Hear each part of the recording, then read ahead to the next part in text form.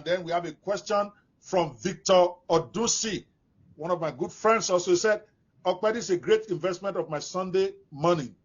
Keep up the good work. Where do you stand on the issues of free speech and misinformation? How do you curb the negative or the negative one of the two without limiting the desirable one? See, my friends are too intelligent. So they bring out these questions that I'm not going to answer. Yeah. That's your question. I give it to you. Oh, yeah, go. Where do you stand on the issues of free speech and misinformation? If I start talking, I won't stop. But I'm going to let you answer. How do you curb the negative one of the two without limiting the desirable one? Great question. Thank you so much. Definitely a great question, and I believe we're a country of free speech, and you can't as long as the government doesn't stop it. But the thing about it, when it's like limited in the sense of different social media platforms and how they kind of hide it when they're trying to silence a person, I think that's we're gonna have to find how to not make it happen in the way of those platforms, but there's always going to be tricks that the government is going to be able to do, and you just can't stop it. You just got to figure ways around it. And I don't think you'll ever be able to stop when the government wants you to, see, as long as they're going to continue to control the media, that's, you can't really stop certain things like that. But I believe in free speech. 100%. I'll put my own to there. Victor, you know where I stand. I'm for free speech. Misinformation is the negative side effect of free speech, and you got to take the good with the bad. Exactly. Yeah, we have the loss I don't know why people are agitating for government to control misinformation or for government to do this. Right. No, they're already lost on the books. Okay, for defamation, they're already lost on the book. Okay, so if you defame somebody. Sorry, you're muted on Clubhouse. Oh, sorry. Okay, sorry. All right, thank you. I didn't know I was muted on Clubhouse. My apologies for that, guys. So the question we are discussing, somebody had asked, where do you stand on the issues of free speech and misinformation? How do you curb the negative of the one without limiting the desirable one?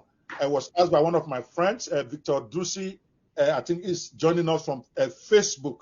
All right, so, and Tenji already answered. My own question, my own response here, Victor, is that I'm 100% for free speech, and I understand that with everything in life, there's a negative side. So misinformation is the negative part of it. And now everybody is got the tools to verify. Yep. Okay, that's beauty. So you can't say you're a victim of misinformation if you didn't go and do your research. Like last week, for instance, I got one of my friends, one of my very good friends. She's gay. I'm a very good friend. I won't mention her name, but she sent me a message. She said, "Ope, this is what I heard, that they have revoked this section of the gay law that Nigeria passed, because apparently they passed it as a 10-year offense for you to be a gay in Nigeria or to show affection in public and all that. And people have been agitating against it for years." Okay, so she's my friend, but she knows where I stand on the issue of this. But she's my very good friend. I respect her because she's one of those guys and one of those ladies who actually speak intelligently when they are talking about the rights of gays, whether I agree with her or not, but she speaks. So I said, okay, I'll go look for you, because people were collecting money from them in the US that they were agitating for gay rights in Nigeria. Meanwhile, they're not doing anything. So they are telling these American people that, we got these laws passed in secret, where they revoked some of the sections of the gay law. Then it turned out not to be true. But meanwhile, people have already been carrying the misinformation. But she had the presence of mind to say, no, let me go talk to a lawyer who we know. I didn't know. I went to a group of top lawyers that I belong to. I posted the question that none of them knew anything about it.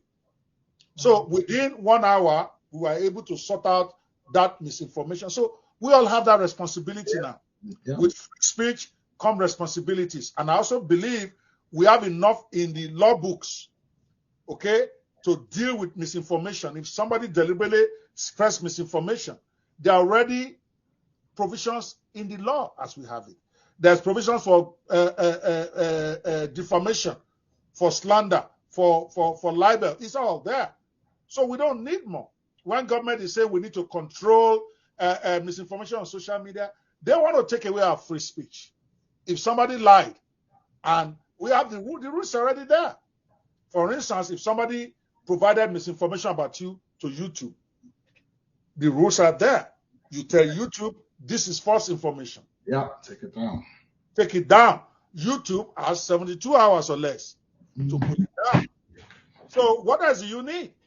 So if you follow the process, you can generally deal with it, because some people are going to abuse anything. The same way people take a gun and go start shooting people and you now say, let us ban guns.